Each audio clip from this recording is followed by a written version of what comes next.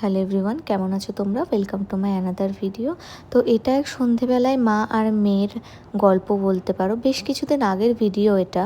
তো সেদিনকারে মা আমার বাড়িতে এসছিল, আর বাড়িতে মামনি বাবা কেউই ছিলেন না। ওনারা সে সময় অমরনাথে তীর্থ করতে গেছিলেন আর কি। তো সে সময় 15 দিন ধরেই আমি মাকে বলছিলাম যে আসার কথা, কিন্তু মা আসতে চাইছিল না। তার পেছনে কারণ হলো আমিও অফিসে যাই, সৌরভও অফিসে যাবে। তো মা একা একা পুরো বাড়িতে কি করবে, বোর হয়ে যাবে। আশেপাশে কাউকে তো সেভাবে চেনে না যে দুটো কথা বলবে। মামনি বাবারা থাকলে মা এসে কথাবার্তা আড্ডা ইয়ার্কির মাধ্যমে পুরো দিনটা চলে যায়, ভালোভাবে কাটে। তো সে সময় মা স্বাচ্ছন্দ্য বোধ করে আসতে আর কি। তো সেদিনকারে স্যাটারডে সানডে আমার উইক অফ বলে মাকে ডেকে নিয়েছিলাম শুক্রবার রাতেই। তো মা এসছে বেশ অনেক দিন ধরেই। মায়ের ইচ্ছা ছিল যে আমার হাতে আলুর পরোটা খাওয়ার, কিন্তু আমার অফিস থাকার কারণে, ব্যস্ততা থাকার কারণে সেভাবে আর করা হয়ে উঠছিল না। বাড়িতে যখন আমি ছিলাম তখন আলুর পরোটা বলো, ফ্রাইড রাইস বলো, সমস্ত কিছু আমি টুকটাক বানিয়ে বানিয়ে খাওয়াতাম। এখন আমি বোন কেউই বাড়িতে না থাকায় মারও আর করতে ইচ্ছা করে না নিজেদের জন্য। তো সেদিনকারও যথারীতি মামাকে বারণই করছিল যে থাক, আর করতে হবে না, কারণ আলুর পরোটা একটু টাইম টেকিং ব্যাপারও, আর একটু কষ্টও হয়ে যাবে। কিন্তু ছুটির দিন ছিল, ওই একটা দিন সুযোগ, মা আমার কাছে এসছে। তো বললাম মায়ের পছন্দের জিনিস চাই, মাকে করে খাওয়াই। তো যথারীতি দেখতেই পেলে যে কিভাবে আলুর পরোটাটা বানাচ্ছি আর কি।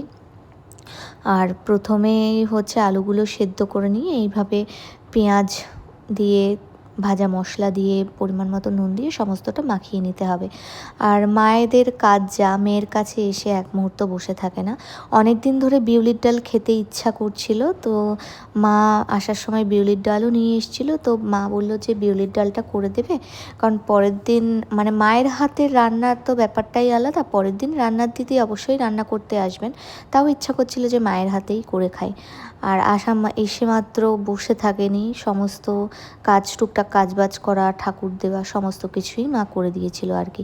মা এদিকে বিউলির ডাল বানাচ্ছিল আমাদের জন্য, আর আমি মায়ের জন্য বানাচ্ছিলাম আলুর পরোটা। সেদিনকারে রাতে আমরা আলুর পরোটাই খেয়েছি। এই ভিডিওটাতে পুরো আলুর পরোটাটা আমি কিভাবে বানিয়েছি পুরোটাই রয়েছে।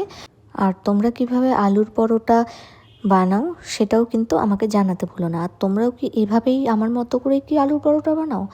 আর ছোটোখাটো যদি কোনো টিপস থেকে থাকে সেটা আমাকে কিন্তু কমেন্টের মাধ্যমে দিতে পারো। আর দেখতেই পাচ্ছ আলুর পরোটাটা একটু কম আঁচে ভালো করে চেপে চেপে খুন্তি দিয়ে আমি ভেজে নিচ্ছি। আর বেশি জাল বাড়ালে কিন্তু তাড়াতাড়ি ভেতরটা কাঁচা থেকে যাবে, উপরটা তাড়াতাড়ি ফ্রাই হয়ে যাবে। আর সামান্য একটু তেল দিয়ে জাস্ট একটু ভেজে নিতে হবে। আর কেমন হলো, খেতে তো দারুণ হয়েছিল, একদম লাস্টে দেখতে পাবে কেমন হলো।